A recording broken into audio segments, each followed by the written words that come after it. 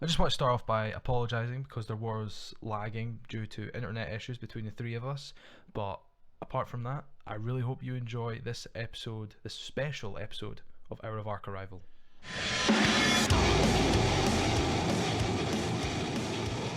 Welcome everyone to Hour of Arc Arrival.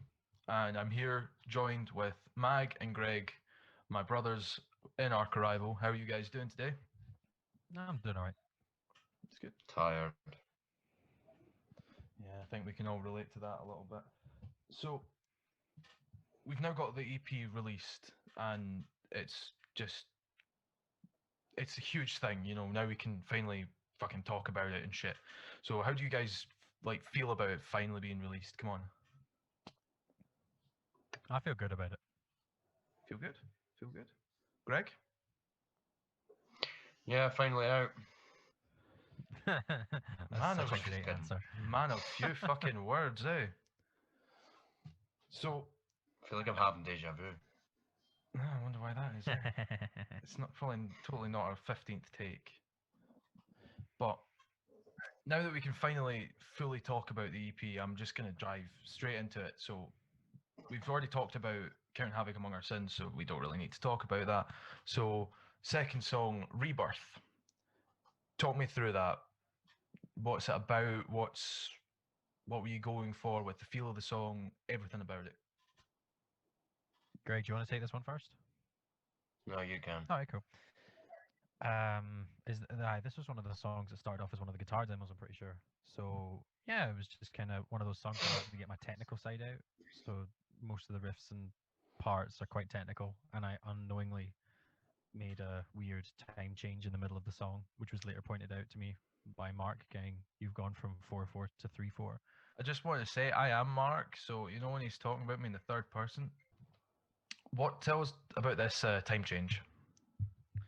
So yeah, I was writing a made it breakdown weird? part, and I just wanted it to sound different than normal generic breakdown, so I decided to put in little ornamental rhythmic parts, which ended up giving it more of a swing feel. But I unknowingly changed the time signature, and I forgot to kind of tell you that I changed the time signature. I Yeah. hadn't even noticed. Sent it to you, and you're like, "Dude, this does not match the grid that you've done it to." It ended up in Well, yeah, because you sent them to me, and I was like, dude, this isn't in 4/4, and you're like, yeah, it's in 4/4. I swear to God, it's in 4/4. I'm like, dude, this isn't in 4/4. He's like, no, it's in 4/4. I'm like, it's in 3/4. And then you went back and you're like, it is in 3/4 actually. I hold my hands up, and I think I was angry at you for like 2 hours while I was trying to drag everything across. It pissed me off, Yeah. man. what I meant to say was the click tracks in 4/4. Yeah, I had to take off like the one because we have the click track going 1 2 3 4 2 2 3 4. I had to have it just going all the way fucking through so I could write that part. It was antagonizing. It was annoying. Anything that's worth it is not easy. Why did I get Kevin Bridges in my head when you kept saying 4/4? 4/4. Para cuatro, por favor. Okay. I couldn't mind the other bit. Una mesa para cuatro, por favor. Por favor. Please. You two have like the worst attention span ever. Yeah, I know. This is funny though. It's funny. So going back to Rebirth, what about the lyrical content, Greg? What's Rebirth about fully now that you can talk about it uncensored? Por favor. Por favor. It's hard to put in fucking words. Whatever I said last time, everybody just go back to episode 1. Oh, honestly. We weren't allowed to talk Basically, about it in episode from 1. your cause the what? We weren't allowed to talk about it in episode 1 because it wasn't out yet. No, we did talk. We did say it in. Yeah, we were saying it was about being words. born, but like I'm talking about specifics. I'm not just talking about it as a whole. I mean, so specifics. basically, like no, because I was talking about murder and shit. Like basically There's no way saying in the title. That's what it says. Boom. There you go. No, it's basically like That was the repenting of your sin. shittest. That was the shittest summary I've ever heard in my life. Honest to God. Well, human has a better one. That has a True. full, complete detail. So when we get around to that one, that'll be like Yeah, that's true. an hour long worth of human. Since That'll be your moment to shine, Greg.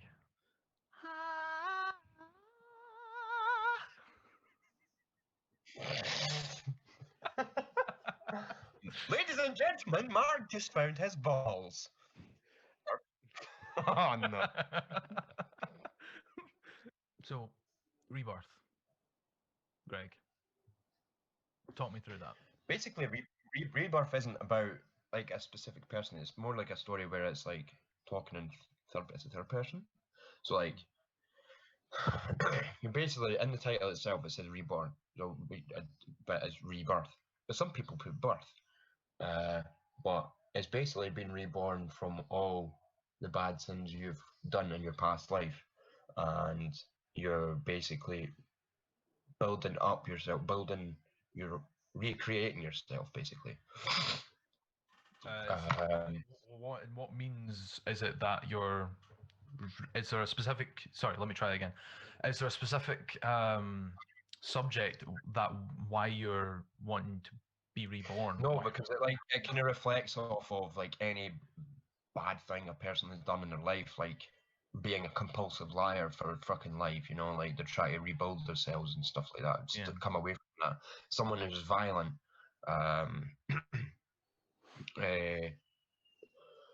just kind of like basically try to build up your own path again, and basically start over. It's basically like it basically is like you're basically starting over.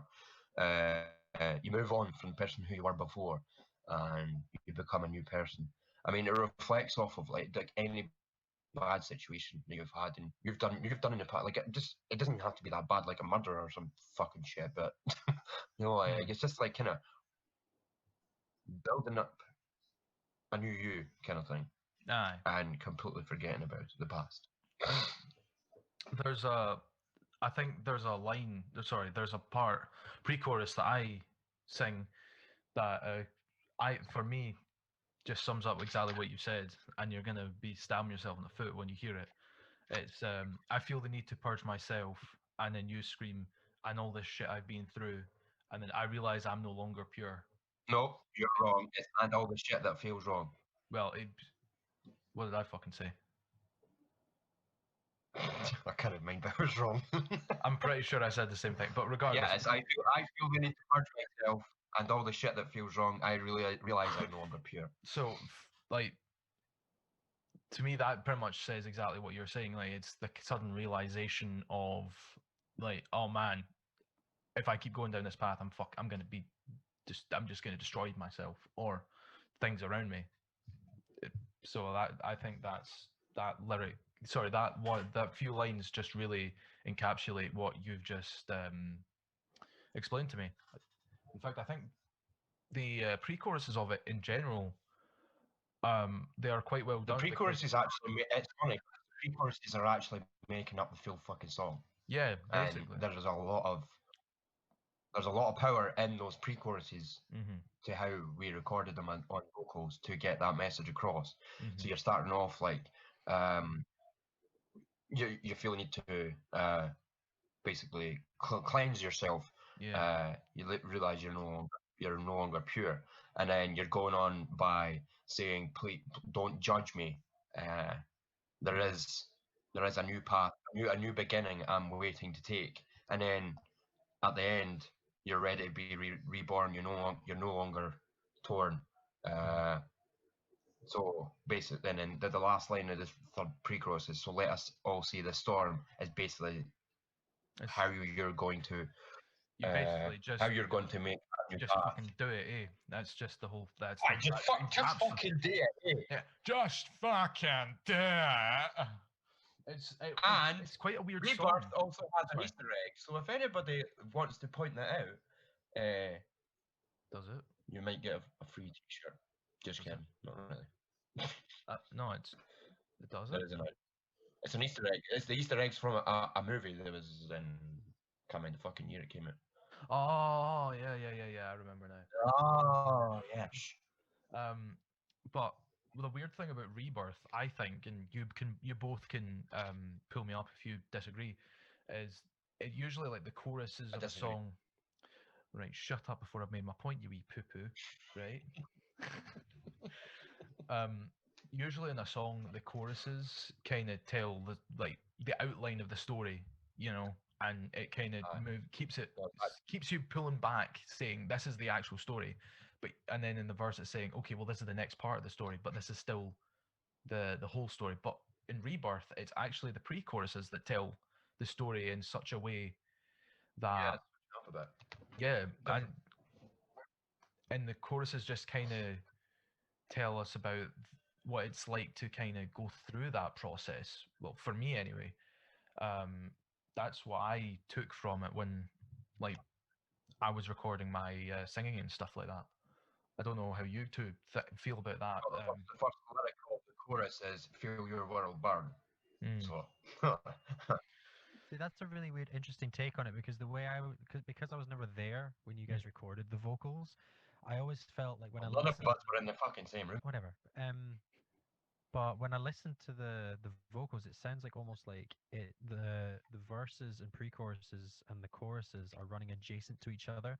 So it's kind of like the verses and pre-choruses are telling a story, and then the choruses are like the constant reminder of the consequences of Yeah, each actions. That's pretty much exactly what I meant. Sorry, you explained it so much better than I could. That's pretty much what I was trying to say. Yeah, You're it's welcome. really What happened? I was Thank like, you.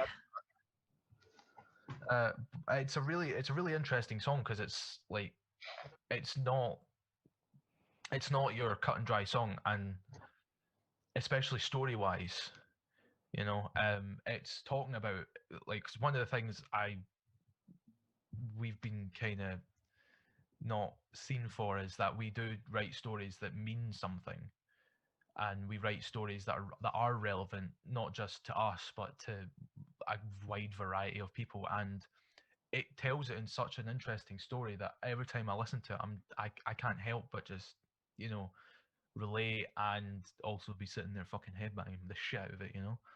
It's just one of those songs for me. it was my favorite until we done the Human Condition. Yeah, yeah, it was I think we did Rebirth third, yes, third. Yeah, we did. Yeah, I started on Trigger, then no wait, No, we aye, went no, Trigger, Trigger. then it was Count, and then it was Rebirth. Yeah, because every time we were doing a song, it became our new favorite until Human came along, and we were just like, ah, fuck the rest of them. Yeah, Okay, now we're gonna just move slightly on from that, and I'm not gonna stress this enough for the interlude. Now we shall. yes. Oh, There's talk me a through lot that. of this is a discussion sore for that. topic for certain people. Yes. So we'll do what we did last time. We'll start off with Mag. What was your take on the whole about the whole of it? Just what does it mean to you? Blah blah blah blah. You know, all that bullshit.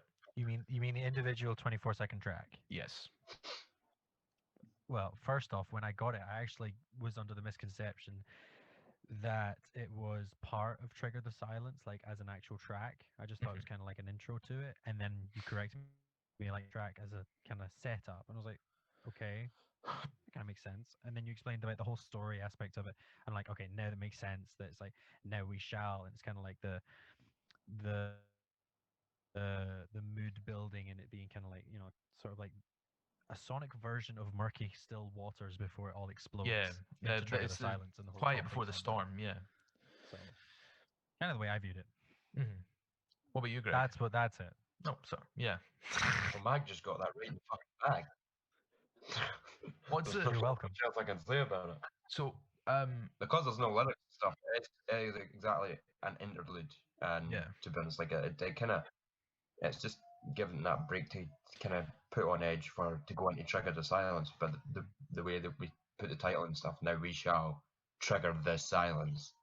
So I mean, it was really good when I got my hands on it because when I had it, it didn't have any of the weird. I only had edits. the drums and the guitar that I just went did it, and I just put so much like, and I think I put an echo chamber and a reverse effect on it, Yeah. and it just it sounded so disgusting, but it kind of warped it to, and I quite liked the feel of that, and I had to kind of push for you not to change that as much as I could. No, it's totally fine.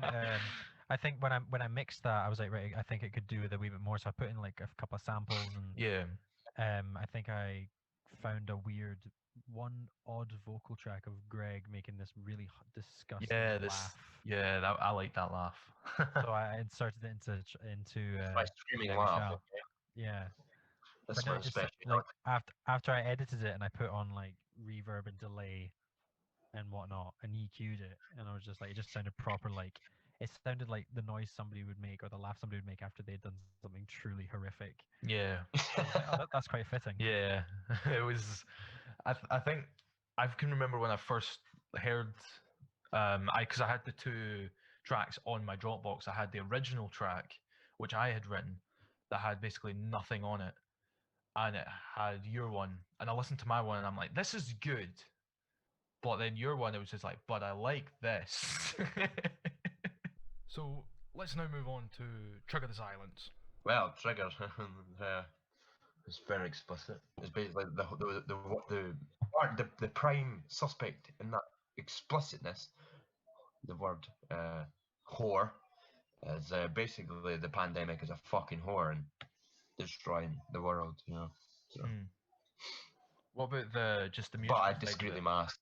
On the musical side, it's like I couldn't get any more heavier to put my point across that fuck you, the pandemic, you know, to the pandemic even. So even though like I'm getting the feeling this song's even about the pandemic. the thing is like even though we've played it live before, this all started, like it gave the lyrics more of a different aspect, a different story, and especially what 2020 is just a pile of shite. It basically the putting that story to that song fitted completely. So It's kind of like one of those old school vibe songs where it's kind of just like a smack in the face, but it's just like the instrumental arrangement had been around for a wee while. I think we played it a couple of times live, but it never Yeah. had any. It never had any proper vocals on it. It was kind of like, "Oh, Greg, we've got this song. Can you just scream over the top of it?" And we kind of just. oh, did that. thanks, Jen. That's what I do, Mag. I mean, Yeah. it was the resurrection of newer songs. Don't resurrect. Or divinity.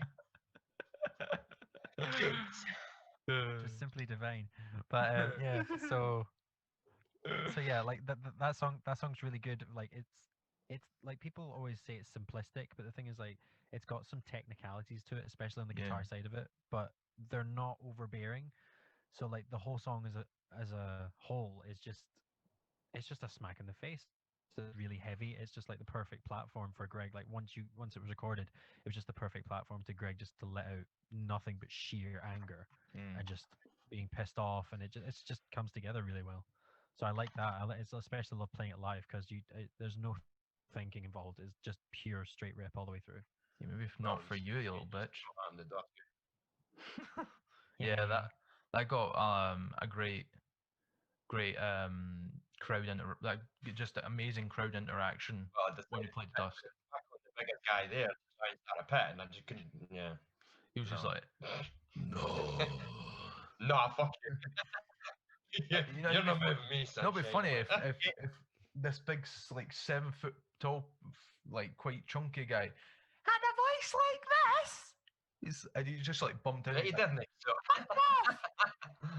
Fuck you. The worst thing is, I know exactly who you're talking about, and he's a mate of mine.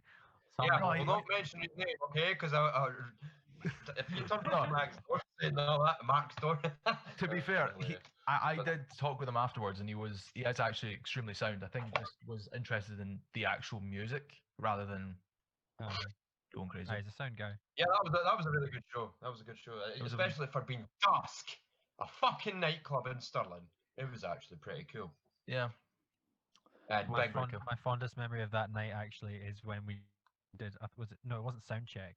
It was the bass was so loud that it started shaking glasses off all the shelves and they started smashing. Yeah, that was amazing. Susan's glass actually shattered. Oh, Susan. Anyway, let's not get into that because I will start crying if we start talking about Susan. I love that little bastard. So, is there any specific part about? bastard. Oh, then. Is there any specific part about Trigger that really holds dear to you, or that you? I'm not meaning the word whore, Greg. So I think you're automatically I think that the disqualified. chorus actually makes it like when Trigger, like I didn't want cleans in Trigger just because of the type of song and how heavy it was, but when you gave me the demo version of those vocals on the chorus, and I'm like, it actually fucking works very well, and I was proud that you made that idea up. And I think it just kind of it gives what's the word I'm fucking looking for? Extra. Diversity. Aye, all right. No, like, but like, I feel silence, I feel cold.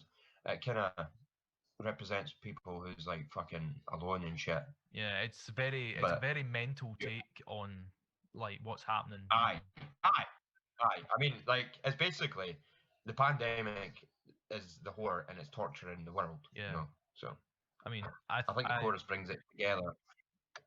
you had or at least most of the chorus lyrics for Ages and Ages. The I feel silence, I feel cold. And I think you actually had 75% of what was in the I final had thing. more lyrics, but when we decided to put cleans over it, I cut the lyrics in half because it gave more meaning to Yeah. have less lyrics, and Less is it more. had an extra 2 lines and it didn't quite fit. So when we put the singing over it, it made it more better. So yeah, Anything to add to that, it's a man? very angry song. Yeah, It is very angry. See, while I was listening to you guys talking about that, I was kind of just like kind of reflecting, and I was just like, this EP as a whole, it kind of K.A.O.S, the title track, is kind of like us as a collective, but then the other three songs kind of like like Mark, your one is Human Condition, Trigger the Silence is more like kind of Greg's song on a personal level, and then Yeah. Rebirth is kind of like mine. And I was just actually, you're wrong. Human's my most personal is it? level. Yeah. Oh no, I thought like to more like the emotion that we tried to convey the most is what I was trying to say. Like No, humans get like. I mean, Count Havoc Among Our Sins is we picked that as a single because it's our favorite, but like that human is my personal favorite. I think Mag was me. Those quizzes that was like, "What kind of potato are you?" That's. yeah, it's I mean kinda that's a like very that. crude way of looking at it, but yeah, that makes total Yeah. sense. Like Rebirth kind of pertains to me the most. Like it's my favorite song to play because it's the most technical and it's kind of just fun to play. Trigger's the angriest song, and it's just where like Greg shines the most because he's Yeah. naturally just a angry person. And then Human Condition is just kind of like this heartfelt big piece of music, which is just like it totally just hits That's every a lot of note. emotion. Like, I still get shivers every time I listen to it. Yeah, really, the bit that really gives me shivers is that last chorus when you can hear your scream, Greg, and then it just I'm forever, and then Yeah, I'm that's just where I get the shiver. fuck, and then it goes right into that ending, and I wasn't even, it's funny because I wasn't even supposed to go on that long.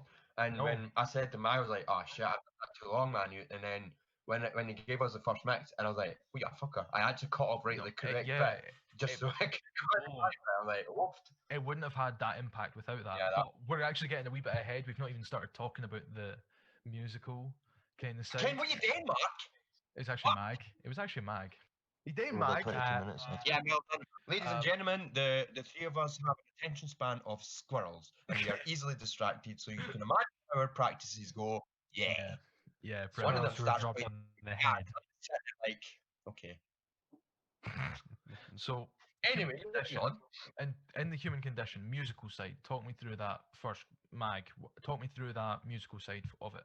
From what I remember the actual original idea for Human Condition was a bunch of riffs that I had, but they're all over the place, like tempo wise, like some were fast, some were slow, and we couldn't really gel them together. It kind of sat on my phone for a wee while, and we didn't do anything with it. And then I rewrote the demo, like I rejiggled it so it was all the same speed, Yeah. and kind of took out the bits that were just kind of the bits that I just trimmed the fat on the guitar side of it, and just submitted it, and you guys liked it. And then as far as like the musicality of it, it's simple in the way of everything repeats 4 times, and it's not very complicated, but Yeah. I like the way the dynamics go. Like like the It's verses very are very andante as well, drums. It's very andante, very Yeah. walking pace, which is quite nice, you Yeah, know. exactly. I was kind of going for like the kind of like if you're just the kind of music you would want to either exercise to or just kind of like run off and like kind of just I don't know, just let off steam to. Yeah. So it was kind of like like the verses are just chugs. They're just like in your face chugs just to get the message across, bit and then it kind personal, of just Mag. like backs off a little. and then, but Okay. but then the dynamics are really good. I just like the way the song's arranged. Like, and then it goes Mm. into that nice little quiet bit before the chorus, and the choruses just explode. And personally, yeah, listening to it, it is one of my favorite songs to listen to. Definitely. No, 100%. I completely agree. It's still, I don't think I can, like, even though I'm singing, I think we talked about this in the last podcast, Mag. Like, because we went to college, and one thing the lecturers do there is they push you out of the listening to yourself playing mold, so you can actually listen to, like, oh, this is someone else, singing, this is someone else playing the drums, and doing that, I'm able to um actually enjoy it. Whereas if I was like full up, I might not have enjoyed it as much if I was like, oh god, this thing's singing, oh my god, no, it's that kind of shit. Yeah. Greg, my boy, Where do I start? Where do I start? I so moving on. Can I say my bit? Maybe. All right. Okay. So, wait. You ask the question again. Make it more like meaningful, please. Talk me through the lyrics of Human Condition, Gregorus Rex. You ever call me that again, and I swear to fuck, you won't even be able to speak because your tongue will be that. No, I'm not even gonna. Anyway. No, Rex I have a means great king. friend in Rome called Biggeth the Dicketh. Oh, You have your Right. friend's wife incontinent to your buttocks. That's how much. I'm sorry. You're Yes, ruining my fucking moment here. go on. So, human condition, wow. It has a lot of meaning in the lyrics, like a hell of a lot of meaning. The way they were written, every person can relate a past experience, or even like they could take it as the same way I take the lyrics. But the way the lyrics are written is you're always owing something or someone something in this world. And sometimes it can lead to people unable to handle that. But there's a lot of emotion in the lyrics, like the way like everybody, you yourself, Mark, Mag, you can all relate on your own personal thing that's emotional to you. Everybody has an emotional thing about their past or whatever, and everybody can actually relate to those lyrics. But I must say that the way that song is probably my most favourite song and lyrics I've ever written in my entire career, and I don't know why. I think it's just because it has the most meaning, because yeah, there's a lot of emotion in those lyrics, and the way I put the point across was, especially with that fucking scream, oft, that gives me hefty shivers. Like even as I said, that wasn't even supposed to go on that long, but when we recorded that and then done that, I said we gave it to Mag, and I said to Mag, I was like, yeah, I don't think that's supposed to be that long, but then it cut out right at the point where Am's supposed to scream. My next line of lyric, and even the clean singing has, you can feel that emotion, especially at the end of it. You can actually feel the emotion in your voice, and that's what gives it more meaning in the cleans. You can tell them the truth of what happened. That the last few lines, I was actually in fucking tears singing this. You can say it. Yeah, when I was on the call and I was like, I can't even fucking hug you, man. It was shit. Yeah, it was like I wanted to be on the call. I wanted to be on call because you told me you had like a really good idea for the end. aye. And when you added, even though it was like I couldn't hear the music, I could just hear your voice, and I'm like, holy fuck, he's just went into a really dark emotional place, and I'm Yeah. like, I can't even fucking hurt shite. But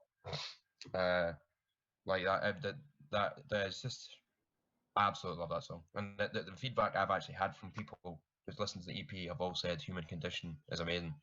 Yeah. So I'm glad that the people can actually feel the emotion, the sincerity and emotion that we put into that song to end C.H.A.O.S, the C.H.A.O.S EP. So I mean, I really appreciate that. we also put human at the end of it because most of the time, and this was my idea, but it was you guys thought it was a really good idea. So at the end of the EP, usually people are, or even an album, people are, it's such a big high ending, it's so like, it's like either stabs or, something really in your face. But we wanted to just not do that. We just was like, well, this is not about being in your face, This ending's Yeah. we want this to mean something.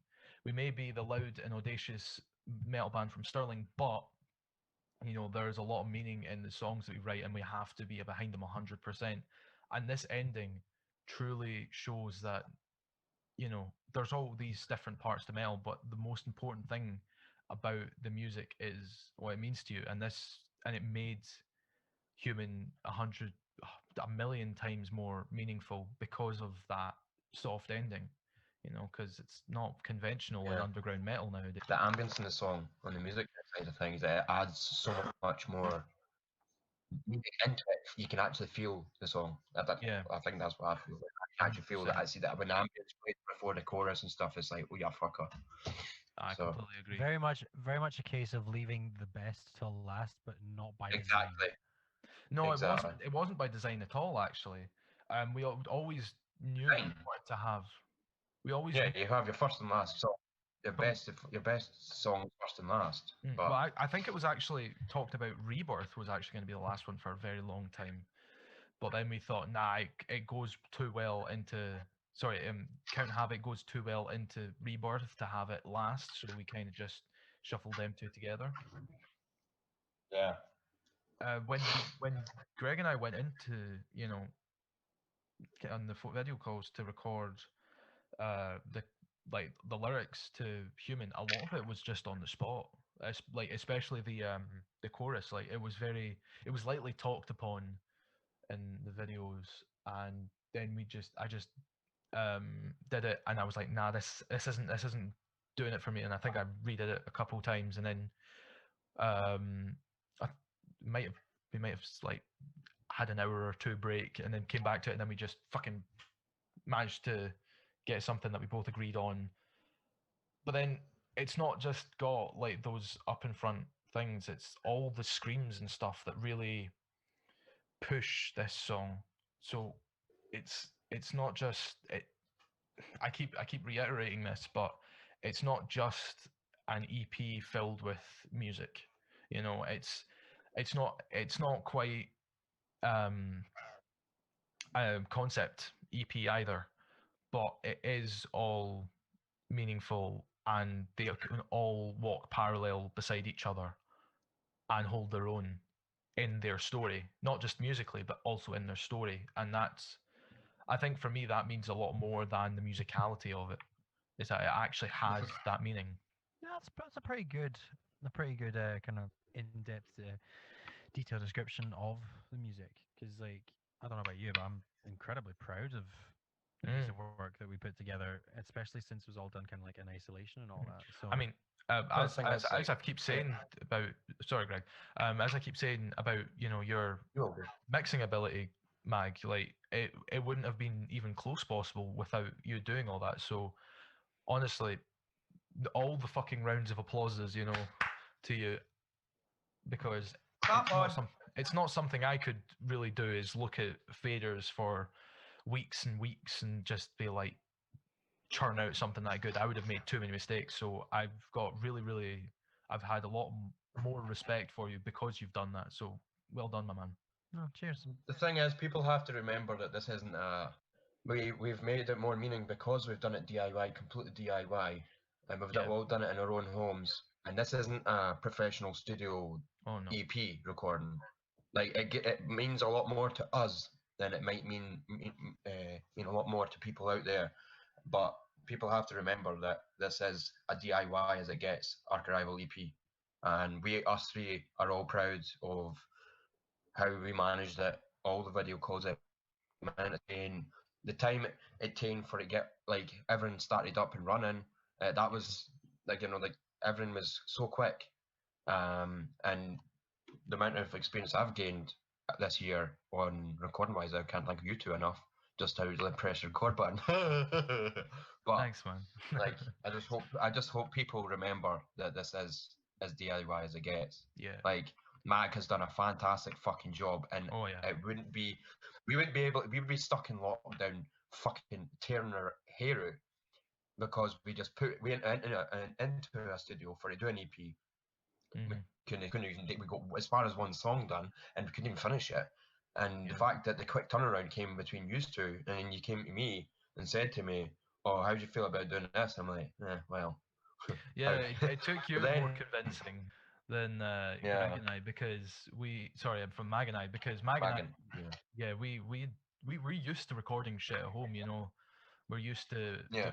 all that kind of stuff. But you've said, as you said, the lack of experience, and that I don't mean that in any kind of bad way, but it is the lack of No, no.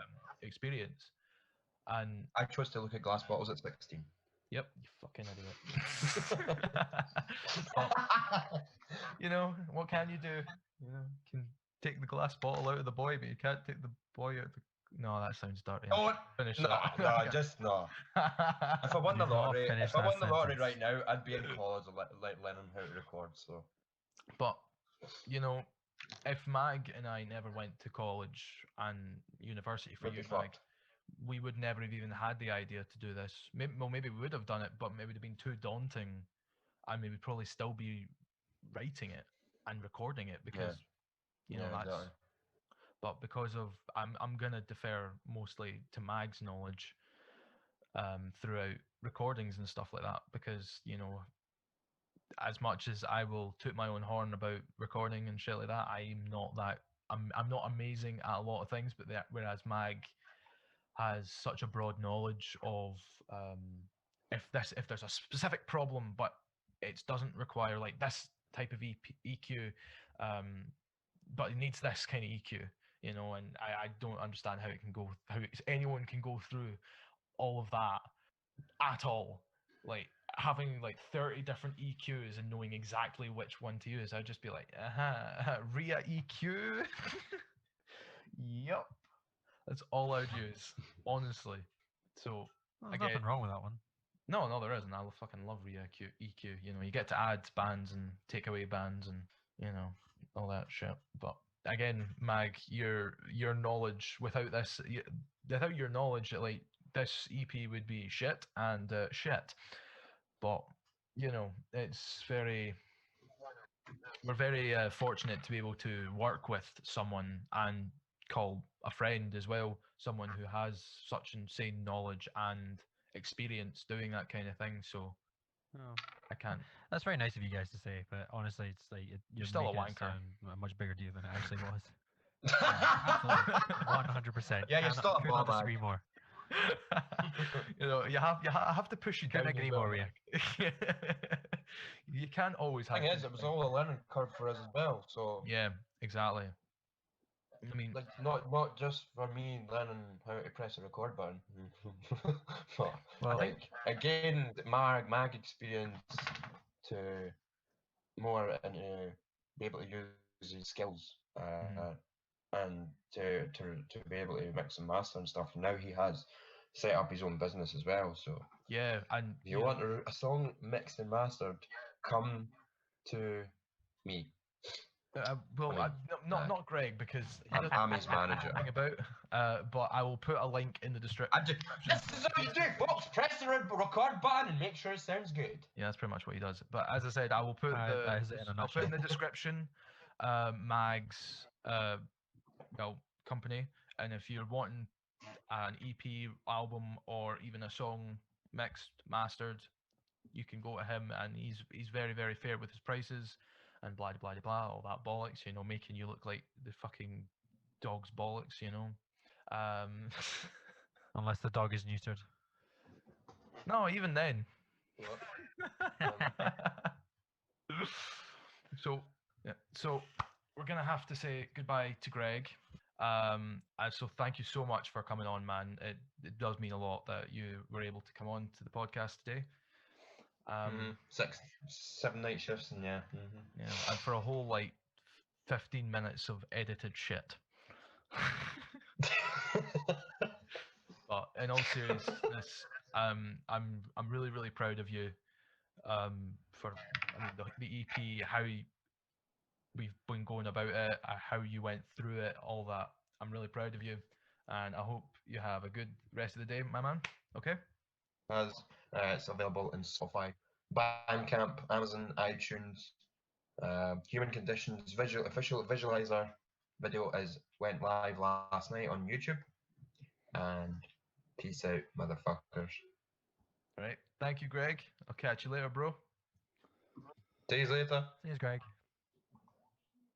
I've got just you on right now, Mag, obviously, because That's you cool. know most about the recording side and stuff like that. So I want you to first geek Yeah, out sure. the fuck about how you recorded the guitars. Oh, that's simple if you're into that kind of stuff. But long story short, I used my live rig to record. So like, okay, to simplify it, I used only Ibanez guitars with legendary pickups, and I used the specific Zeus model in 6 and 7 strings. That went into my pedal board, and the main pedals that I was using for rhythms was a TC Electronic Spark Booster, and I had an E.H.A.O.S silencer in the front and back of my amp.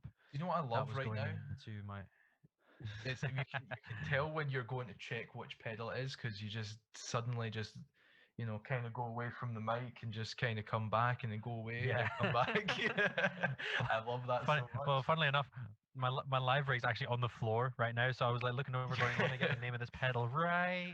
Yeah, but yeah, no, it went into my Laney Ironheart IRT SLS, which is kind of like their slimmed down, much smaller, more compact version of the Laney Ironheart. So it's got a Class D solid state power amp in it, which basically you don't need a massive load of tube sections for the power section. It's still got tubes in it for the preamp, but well, enough about that.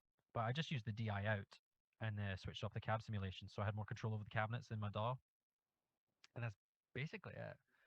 It's very straightforward. It was the closest I would ever get to miking up an actual cabinet, but without actually having to do it in my house, because the amount of takes I had to do, my neighbors would have wanted to actually lynch. Talk me through the guitar Alright. signal chain. Like, how did that go ahead and stuff? What do you mean? So what did you put in it? What went where? Because I know that's very important in a guitar signal chain. Like, Well, as far as like sorry, I should clarify. In the DAW, in the DAW. Oh, right, okay.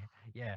So as far as recording wise, I well, most people would record the guitar, they would record the input and then be able to screw around with the cabinet simulations and whatnot afterwards, But I wasn't really a fan of that because I know that I'm a tweakaholic and I probably would have just not stopped tweaking the guitars. So I decided I'll record the output after the cab simulation. So I basically sat for about 4 hours with my live rig with the settings that I knew would sound good. I think would probably be a word I could use. They weren't perfect, but like I said, tweakaholic, so I probably would have just tweaked all the time. So I found a cabinet simulation from STL Tones. I basically just went through about 70 or 80 presets of 2 sets of cabinets and microphone positions, got a blend that I liked, and then recorded it from there. And then once everything was recorded and done and dusted, then it went on to the mixing side. And mixing wasn't actually that complicated. Took me a couple of attempts because I was occasionally just overdoing it with the editing plugins. Mm.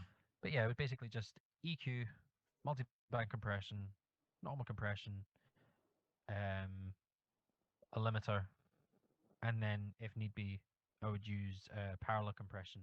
And halfway through the mixing and editing process, I kind of decided, okay, right, I'm not too fond of putting all my plugins directly on the main track, so I basically moved most of my editing, or not my mixing, to parallel compression. So for mixing and recording geeks, that's basically where you send your signal to a separate channel and do all your compression and EQ on that. So they work side by side with the original. Yeah, I remember you saying that there's like you had about 6 different bus tracks, or like 8 or something. You know, quite a few bus tracks that you were using, and that you put not just like guitars through, but like bass and stuff, because Oh that yeah, just worked like that. yeah. I mean, I did a little bit of research before I agreed to do the mixing and mastering for this, and just went and looked up how my favorite albums are done, and most of them were done with parallel compression, which basically it gives it a more natural sound. So I was just like, cool, I'll just do that then. And the bass was obviously recorded completely DI because I don't have a bass rig, and Yeah. I used plugins from TSE from Norway. I used their bass overdrive pedal. Alright.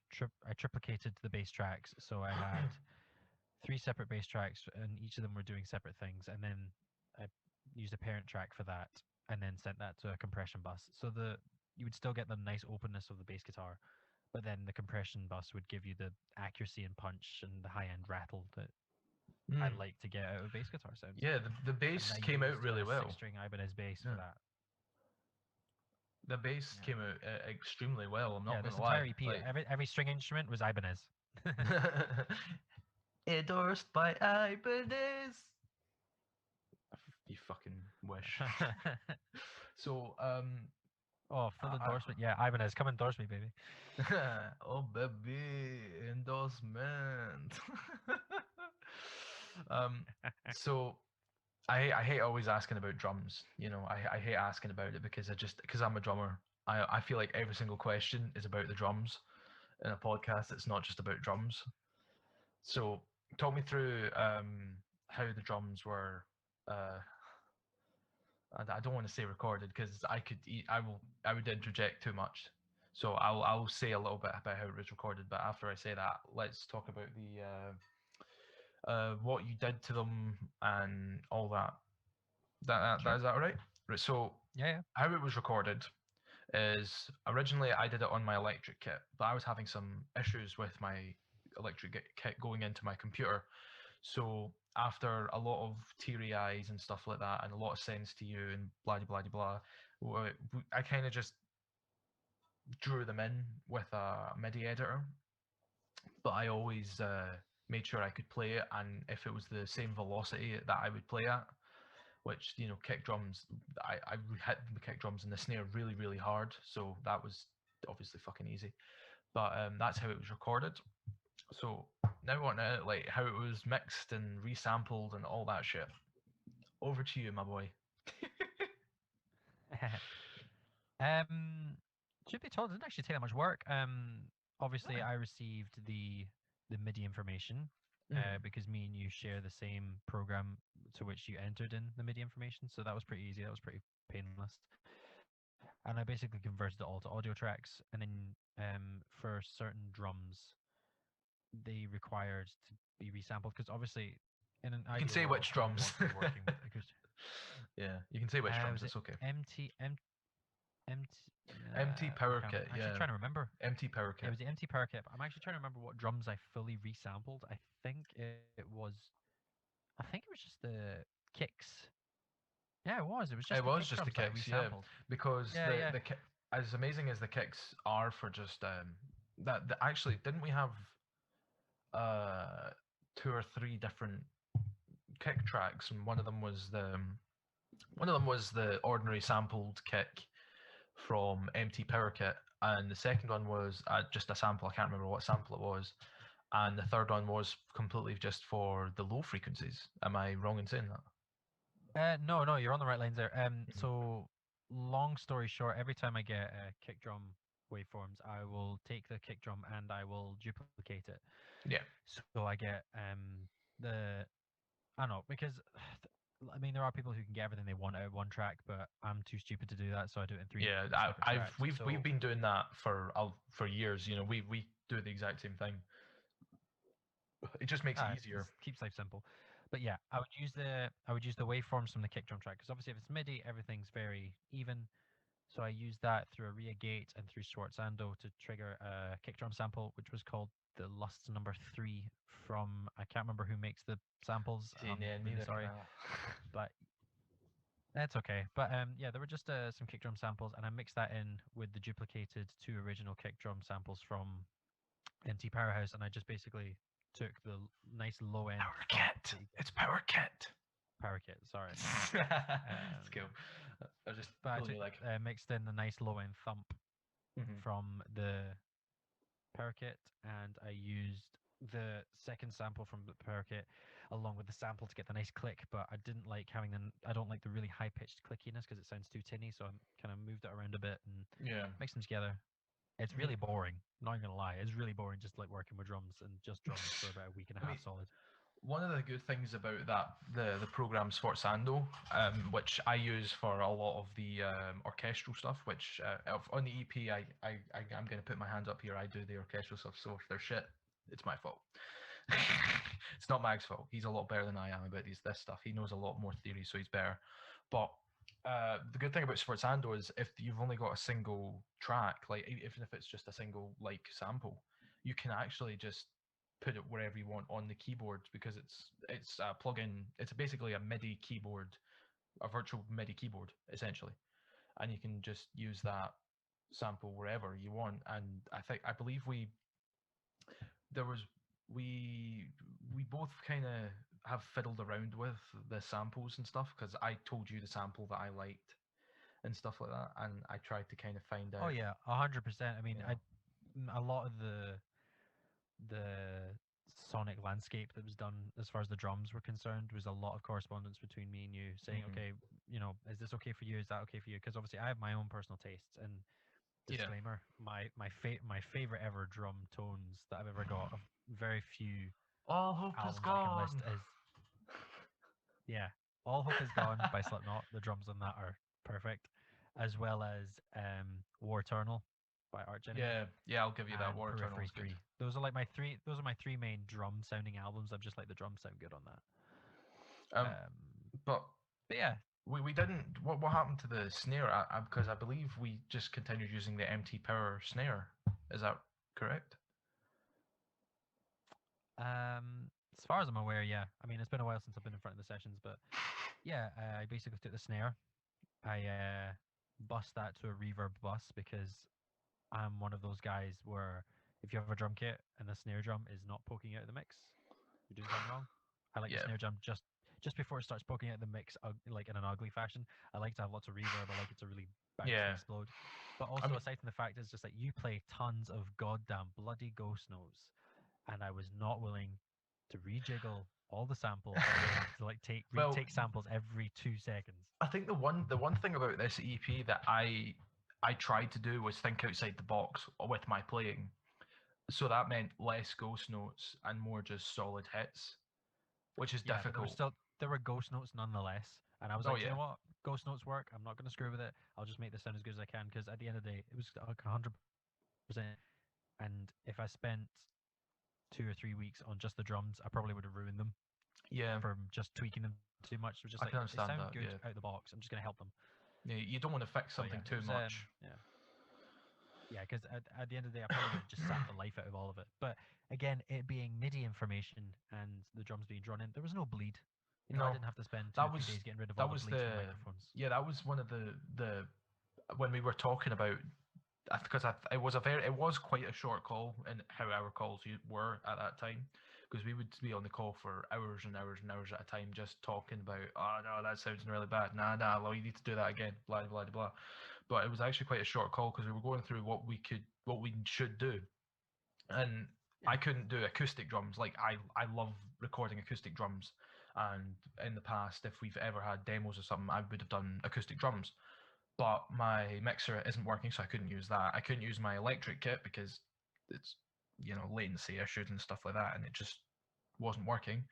So we talked about what was the best for just sending to you, and just drawing them in just was the best option because one of the main reasons is the bleed. Because if we wanted to resample anything, we would have to worry about bleed.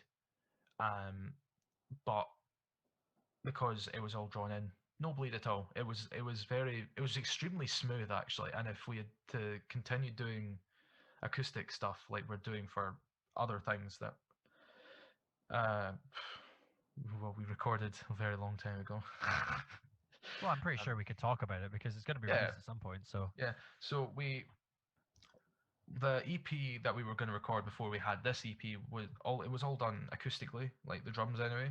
So we've still got some of those tracks, and we're kind of Mag's be amazing enough to mix them and stuff like that. But like, I think just in general, it's so much easier just doing the MIDI drawn stuff, which it's not as fun for me because it's kind of like yeah I did play on this album, but I didn't. You know, it's that kind of feeling. yeah, I get where you're coming from. So when the lockdown's completely lifted, or I have better equipment, I'll probably be going back and doing stuff studio wise because I prefer that. It feels it's more just feels right. You know, it's what all my heroes did, and I know it's very old fashioned now, but I still like it. And you can't really get a lot of my Well, okay, a little bit of like yeah. yeah, a little bit of self promotion here. Sorry, you lagged there a little bit. Oh, sorry. A little bit of self promotion here. If you go onto the Magnus Kiemer Production Facebook page, there's a tiny, I don't know, like a 7-second video of me videoing some drums that I was working on. They're live drums that were taken from those recording sessions, and they sound phenomenal now. So it's just like it was all my playing. Oh, totally. Well, it's just like as fun as working with MIDI can be. It's very clean. It's very efficient in terms. You don't get a lot of feel. Oh yeah, you miss the human element, but luckily on this EP, it wasn't too draining. No, I wanted to try and play off of what a lot of bands were doing nowadays, which is just very very basic, you know, just really hard hits, which and it worked out really well for these songs. But if I was to, I don't think I'm going to do it exactly like that again because, to be honest, some of the parts do prove kind of difficult when you're singing. Funnily enough, but it's also very taxing. But it's part of the challenge. It is part of the challenge, especially for me. Like, I mean, that's one of the things in high school. You know, I would used to always like play drums and sing at the same time, and people are like, oh, I can do that. I'm like, cool. I don't really care. I'm doing it because I enjoy it. It's what the Rev did, so I want to do it too. But it's I think with the whole aspect of not just the drums but the guitars and stuff like that, if it wasn't for the realistic feel of the guitars and the bass, the drums wouldn't feel as natural as they do, although they're all synthetic essentially. They do feel natural, and the grooves kind of just work, if that makes sense. You know, they just flow. Yep, the grooves definitely work, yeah.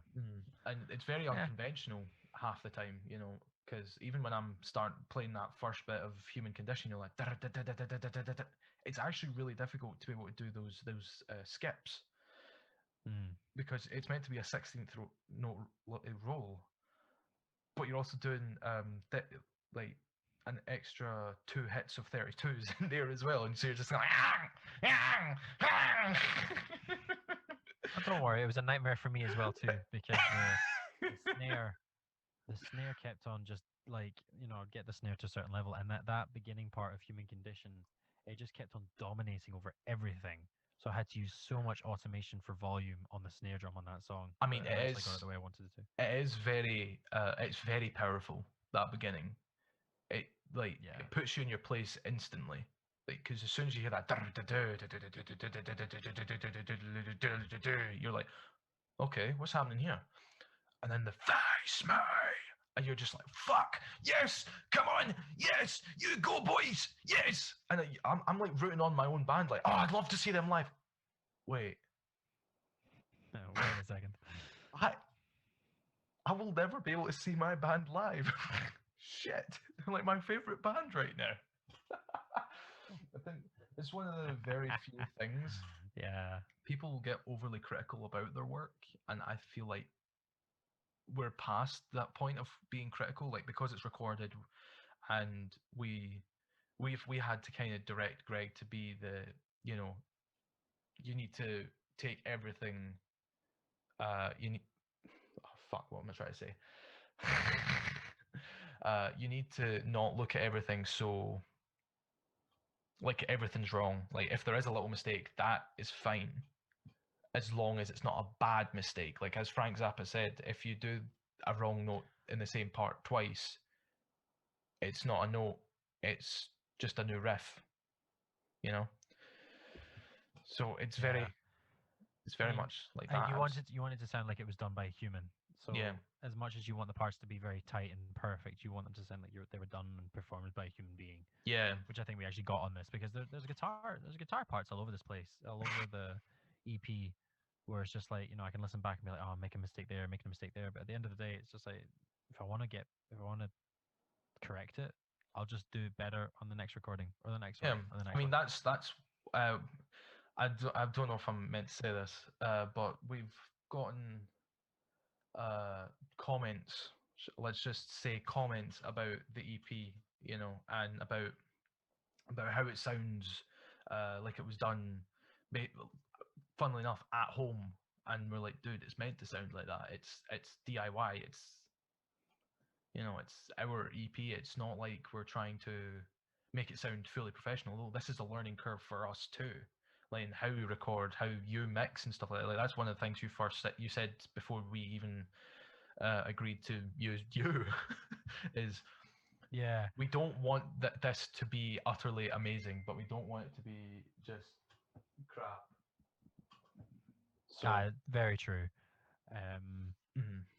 I think as far as like it was like you said earlier, we're all on track to do this previous EP before the Yeah. pandemic hit, and then we are kind of stuck with nothing, and then we did the Chaos EP instead. It kind of showed us how expensive it can be for bands to send their stuff to people, and like that's kind of one of the reasons I started up my production company, because I was very concerned about the environment in which new bands can survive. I mean, when you're a kid and you say you want to be in a band, you want to record songs, nobody ever explains it to you. You're like, yeah, but you need Yeah. so much freaking money. It's so expensive. You have to pay for your own gear, you have to pay for recording Yeah. sessions, you have to pay for people to mix and master. And sometimes like you sometimes get lucky and you'll get friends who say, oh yeah, I'll do it for free. But then if you send it to other people and you don't explicitly ask, like sometimes you have to be extremely black and white and be like, what is this going to cost me? Because sometimes they're like, oh Definitely. yeah, I'll mix and master for you, and they're already under the assumption that you'll know that you'll have to pay them, and they give you this amazing product and be like, right, that'll be like £100 to £200 for the mixing and mastering of a couple of songs, and be like, but you never said I had to pay. Yeah. And then be I like, think so that's you've heard this product and you're never going to get it because you can't afford it. And that's it's one of the such a kick well in the that's teeth. it's one of the shitty things about the music industry, because it when we go into it, the musician side of it is very it's fraternal. You are brothers, even if you don't Oh yeah, even if you're not really a big fan of a band, you are still brothers in arms, and you'll always say, oh, well done, mate, well done, you're doing well, oh, thanks for your support, man, all that. And if you have a band who you think would fit a bill, you instantly message him, shit like that. But it's nothing like that. It's cutthroat in mixing and mastering, that sub industry. It's oh so yeah, cutthroat, like, because if you don't explain something to someone, you're gonna get fucking shafted for it. And even if you do explain yeah, something to someone, you're gonna get shafted for it. It's very unfair. But I think I really do hope that people start coming to you, like a lot of people start coming to you, because not only are you worth it, like L'Oreal, because you're worth it, but also well, that's you one of are the a reasons fair man. it's one of the reasons it says on my page that the prices are negotiable, because I can sympathize with people who don't have a lot of money. Like if somebody says, okay, can you mix and master this, but I only have 20, 30 quid, I'll be like, right, that's fine. It might mean I can't work 2 weeks solid on it, but I'll do my best, and I won't give you something I'm not happy with. Yeah. So, it's just the way it is. But I hope people listen to this EP and okay, yeah, it's not so it's not a polished gold masterpiece, but the songs are good. We enjoy them. We hope everyone else enjoys them. And if you like it, then just let us know. Just like say, 100%. okay, yeah, it's good. As long as people enjoy it, I'm happy at the end of the day. I mean, I think people are too quick to critic and not to feel the songs, like feel the music. And that was, I mean, Slipknot had that problem. I remember you telling me that yesterday. Slipknot had that problem when they first came out. People were just Oh yeah, music. every band has had that problem Mm. where people will just look for stuff to find bad stuff Yeah. about just because it's new. Just ignore them. It's a shame. It is a shame because it just shows that they're jealous of how amazing you are. Oh, But thanks very much, man. we're not going to have a super serious time this time because it was very much promoting the EP. Although we only get like 20 views or something like that, it was still a mini promotion for the EP. I don't know if there's anything else you'd want to say to round this episode off, Mag. No, just if people are listening, cheers for listening, and go check out the EP and just let us know what you think, and yeah, just give us feedback. Feedback, and so we can spread the word around and whatnot. And if anybody's looking for have stuff done, drop me or the band a message, whatever. As I said, it'll be in the description, your Facebook, and if at one point you get a website, that'll be in it as well. I'll make sure that it's all plastered. Don't worry. Right. So that's been Mag and Mark, and also previously Greg of Arch Arrival. Thank you so much for tuning in. We hope you have a wonderful day.